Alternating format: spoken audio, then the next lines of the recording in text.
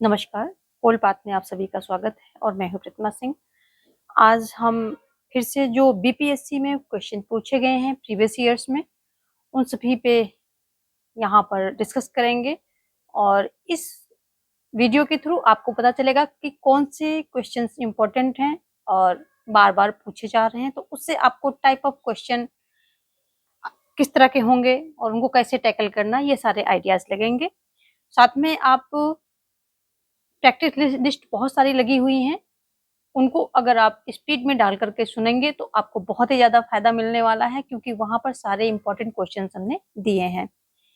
तो चलिए देखेंगे आज का पहला क्वेश्चन। आपका टाइम वेस्ट न करते हुए पहला क्वेश्चन देखेंगे। संवैधानिक प्रावधान के संशोधन का प्रावधान किसमें दिया गया है? तो किसमें दिया गया है? देखो, ये भाग 20 अनुच्छेद 368 में दिया गया। ऑप्शन सी यहाँ पर राइट हो जाएगा। 3 प्रकार के संवैधानिक संशोधन होते हैं, आप सभी को पता है, जो कि 368 के अंतर्गत किए जाते हैं। साधारण बहुमत से, विशेष बहुमत से और विशेष बहुमत प्लस राज्यों के आधे राज्यों की सहमत से। इस प्रकार 3 प्रकार से होते हैं। ऑप्शन सी यहाँ पर राइट हो जाएगा। देखेंगे नेक्स्ट क्वेश्चन।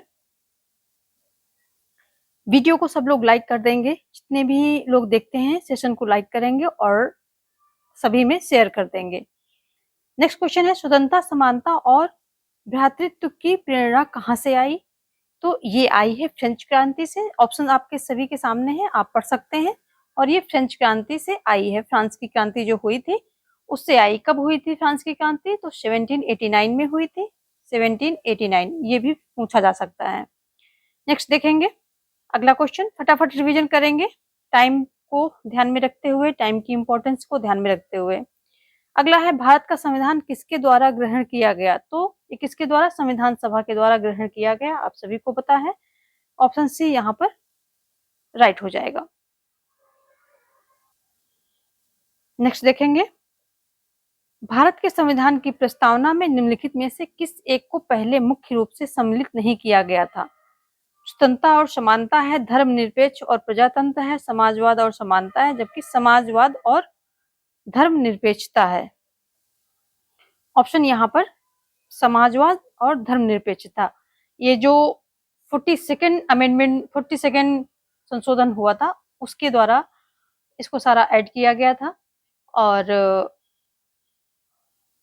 प्रस्तावना में ये शब्द ऐड किए गए हैं, समाजवाद और धर्मनिरपेक्षता। नेक्स्ट देखेंगे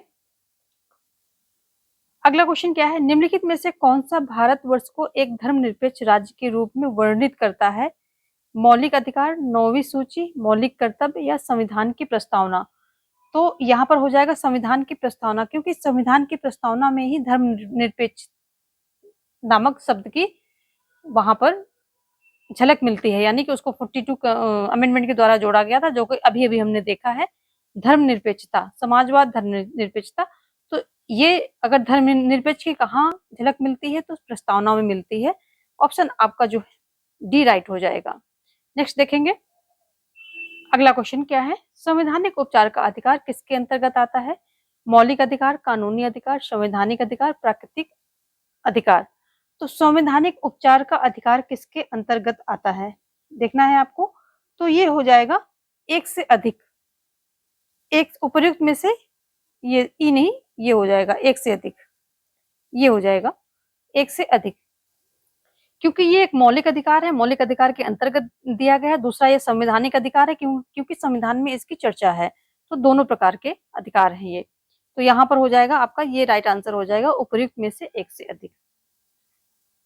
नेक्स्ट देखेंगे, भारत के संविधान का कौन सा अनुच्छेद देवनागरी लिपि में हिंदी को संघ के सरकारी भाषा के रूप में मान्यता देता है?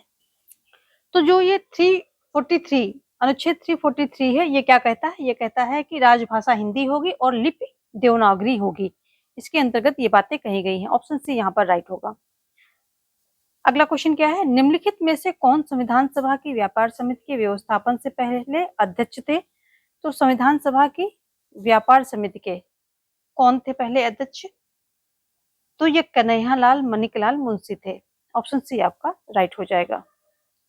नेक्स्ट देखेंगे, नेक्स्ट क्वेश्चन है, प्रथमतः आपात स्थिति की घोषणा कितने समय काल के लिए सीमित की जा सकती है? तो ऑप्शन सी यहाँ पर राइट हो जाएगा 6 मंथ के लिए। वैसे यहाँ पर जो है 6 माह जो प्रथमता घोषणा होती है वो 1 माह के लिए होती है, क्योंकि यहाँ 1 माह का ऑप्शन नहीं है, इसलिए हमने 6 माह यहाँ पर राइट आंसर बन रहा। 1 माह के लिए होती है। जब स्थिति सामान्य नहीं होती है उस हालत में क्या होता है, 6 माह के लिए ये बढ़ जाता है और 6-6 माह करके ये बढ़ता रहता है। 6-6 अगर स्थिति सामान्य नहीं होगी तो 6 माह, 6 माह खत्म होने के बाद फिर 6 मंथ, फिर 6 मंथ, फिर 6 मंथ, ऐसे बढ़ती रहती है। और अधिकतम अवधि आज यदि बात की जाए कि अधिकतम अवधि कहाँ तक बढ़ सकती है, तो अनिश्चित काल है। जब तक स्थिति सामान्य नहीं होगा, जब तक ये जो है कंडीशन, हालात सामान्य नहीं होते हैं, तो अनिश्चित काल तक ये जो है बढ़ सकता है। 6-6 महीने करके बढ़ेगा, लेकिन पहली बार जब होता है तो 1 माह के लिए होगा, वो भी लिखित। जो कैबिनेट होता है, मंत्रिमंडल होता है, इसकी लिखित सलाह पर होगा। ये कब से हुआ, जब से इंदिरा गांधी ने इमरजेंसी लगाई थी, तो उन्होंने क्या किया था, उन्होंने कर दिया था कि अलिखित, यानी कि एक फोन कॉल पे इमरजेंसी लग गई थी और वो वहां पर इमरजेंसी की जरूरत नहीं थी, फिर भी लगाई गई, इसलिए जो है अब लिखित पर होता है। अगर हम आपातकालीन शक्तियों की बात करें तो उसमें राष्ट्रपति शासन लगता है कितने, 356 के तहत, 356 के तहत राष्ट्रपति शासन लगता है। और जो आपातकालीन स्थिति होती है ये कितने, ये राष्ट्रीय आपात की ये होता है आपका 652, ये 652 इसका ये प्रावधान है।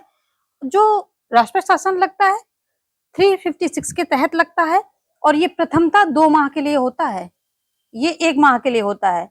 1 माह के लिए जो होता है 352 के राष्ट्रीय आपातकाल 1 माह के लिए होता, फिर 6-6 माह करके बढ़ेगा, ये 2 माह के लिए होता है और फिर 6-6 माह करके ये बढ़ता रहता है। और ये 3 साल तक चलेगा अधिकतर, इसकी अनिश्चित काल नहीं है। ये अधिकतम अवधि इसकी 3 साल होगी जो राष्ट्रपति शासन होगा। इसी तरह अगर जो वित्तीय आपात है जो कि 360 के तहत लगता है, 360 के तहत वित्तीय आपातकाल लगाया जाता है, ये भी 2 माह के लिए होता है, अभी तक लगा नहीं लेकिन प्रावधान यही है।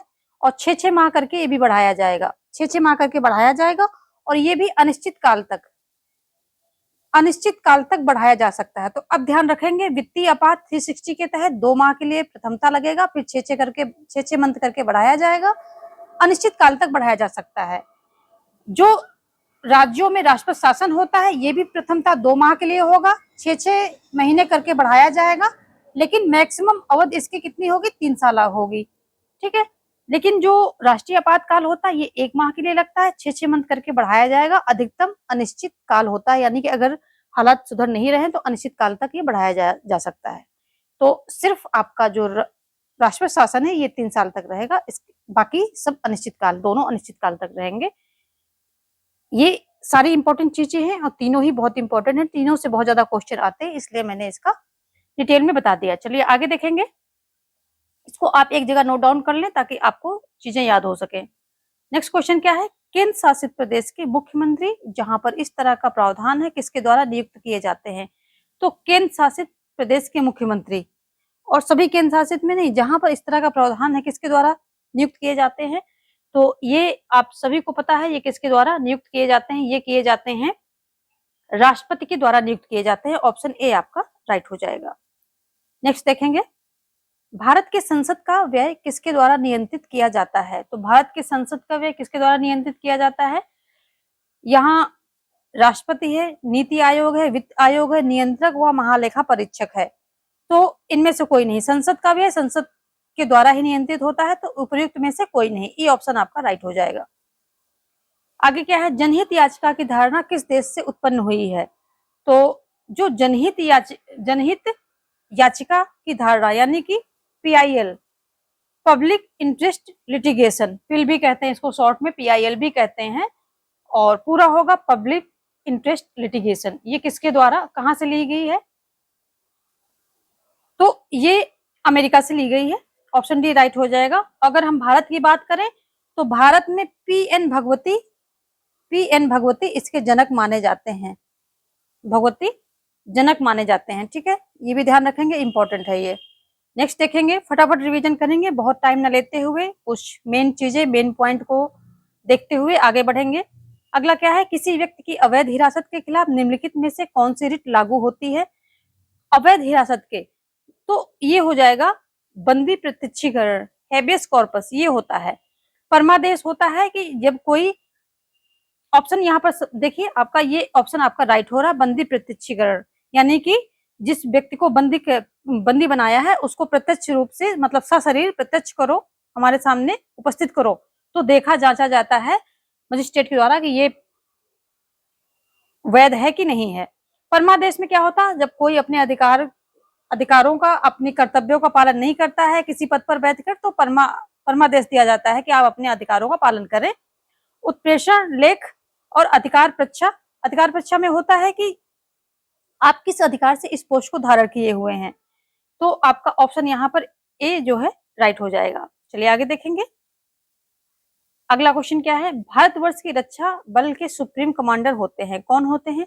भारतीय सेना के सेनाध्यक्ष, भारत के राष्ट्रपति, भारत के प्रधानमंत्री, भारत के रक्षा मंत्री। तो भारतवर्ष की रक्षा बल के सुप्रीम कमांडर, जो तीनों सेनाएं हमारी होती हैं, उनके होते हैं राष्ट्रपति, भारत के राष्ट्रपति। बी ऑप्शन यहाँ पर राइट हो जाएगा। नेक्स्ट देखेंगे, भारतीय संविधान की प्रस्तावना में समाजवादी शब्द किस संशोधन के तहत जोड़ा गया? तो अभी अभी हम बात कर रहे थे, ये जोड़ा गया था 42 संशोधन के द्वारा, इसको जोड़ा गया था इंदिरा गांधी के शासनकाल में। नेक्स्ट देखेंगे, और जो ये 44th अमेंडमेंट है, इसमें क्या किया था कि संपत्ति के अधिकार को, जो संपत्ति एक मौलिक अधिकार था, तो मौलिक अधिकार से मूल अधिकारों से उसको निकाल करके विधिक अधिकार बना दिया गया था। नेक्स्ट देखेंगे, एक नया राज्य बनाने में संवैधानिक संशोधन के लिए कैसा बहुमत चाहिए? एक नया राज्य बनाने के लिए तो इसको साधारण बहुमत चाहिए। जैसे हमने बताया था कि संशोधन में 3 तरह के, साधारण, विशेष और विशेष बहुमत प्लस राज्य के आधे राज्यों की सहमति। नेक्स्ट देखेंगे, उन मौलिक अधिकारों का चयन करें जो भारतीय नागरिकों को प्राप्त हैं परंतु गैर नागरिकों को नहीं। भाषण एवं अभिव्यक्ति की स्वतंत्रता, कानून के समझ क्षमता, अल्पसंख्यकों के अधिकार, जीवन और स्वतंत्रता का संरक्षण। तो देखो, जीवन और स्वतंत्रता का संरक्षण सबको प्राप्त है, और कानून के समझ क्षमता ये सबको प्राप्त है, लेकिन यहाँ पूछ रहा है कि जो भारतीय नागरिकों को प्राप्त है किंतु गैर नागरिकों को नहीं।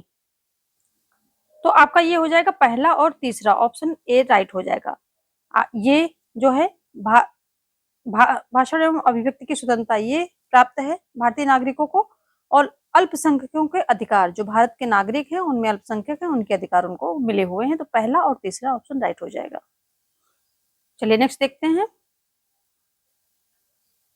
अगला है कि उच्चतम न्यायालय की व्यवस्था अनुसार निजी भवनों के ऊपर राष्ट्रीय झंडे को फहराना डैश किसके तहत हर नागरिक का मौलिक अधिकार है? तो ये हो जाएगा आपका संविधान का अनुच्छेद 19 का 19 का सबसेक्शन 1 का भाग ए। नेक्स्ट देखेंगे, भारतीय संविधान में संशोधन करके शिक्षा का अधिकार कब जोड़ा गया? तो जब भारतीय संविधान में संशोधन करके शिक्षा का अधिकार ये जोड़ा गया है 1 अप्रैल 2010 में। नेक्स्ट देखेंगे, निम्नलिखित में से किसे भारतीय संविधान की आत्मा कहा गया है? मौलिक अधिकार का अध्याय, राज्य के नीति निर्देशक तत्व, या फिर संविधान की प्रस्तावना, या फिर संवैधानिक उपचारों का अधिकार। तो जो संविधान की प्रस्तावना है इसको सोल बोला गया है, और जो संवैधानिक उपचारों का अधिकार है इसे हृदय एवं आत्मा बोला है अंबेडकर जी ने। सोल बोला गया है संविधान की प्रस्तावना को। ऑप्शन सी यहाँ पर राइट होगा। नेक्स्ट देखेंगे, मौलिक अधिकारों की सूची में से संपत्ति का अधिकार, राइट ऑफ प्रॉपर्टी, किसके शासनकाल में निकाल दिया गया? तो इंदिरा गांधी, चरण सिंह, राजीव गांधी, मोरारजी देसाई।